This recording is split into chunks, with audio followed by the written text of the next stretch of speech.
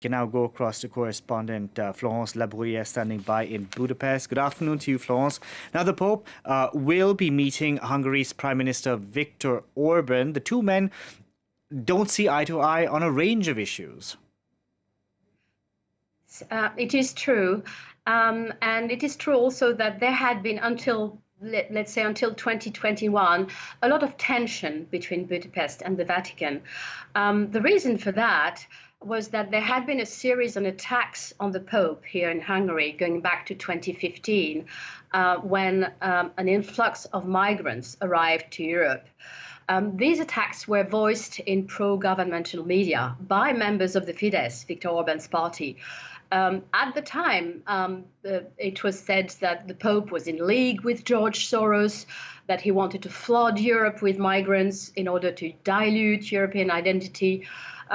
Some Fidesz commentators even called the Pope a senile old fool and a scoundrel. So these attacks were extremely fierce indeed. But since 2021, these relentless attacks have vanished, which reveals that they might have been centrally coordinated. And since then, the Hungarian government has been at pains to find common ground with the Vatican. But indeed, there's been a sea of change between Budapest and the Holy See. And the reason for that is the war in Ukraine. Because since the war broke out, Pope Francis has relentlessly called for peace. This is the role of the Pope, by the way. This is what a pontiff should say. Yeah.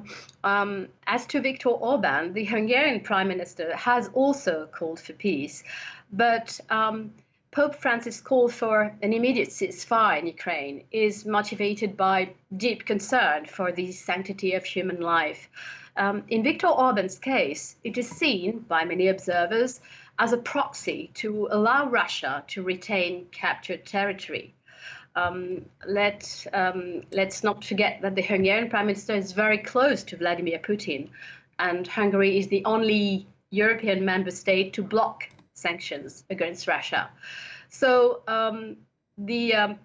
some commentators here are also, of course, welcoming Pope Francis' visit to Hungary.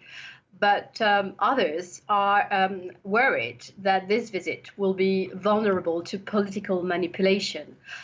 Already in the past few weeks, pro-governmental media have been saying that Prime Minister Viktor Orban and Pope Francis are on the side of peace, that there are two allies, that they think the same.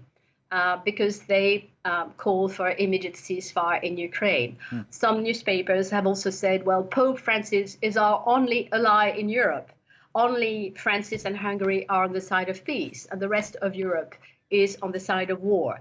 So this already shows that this visit is seen by the Hungarian government as a political visit, whereas Pope Francis' travel to Hungary should be a pastoral visit.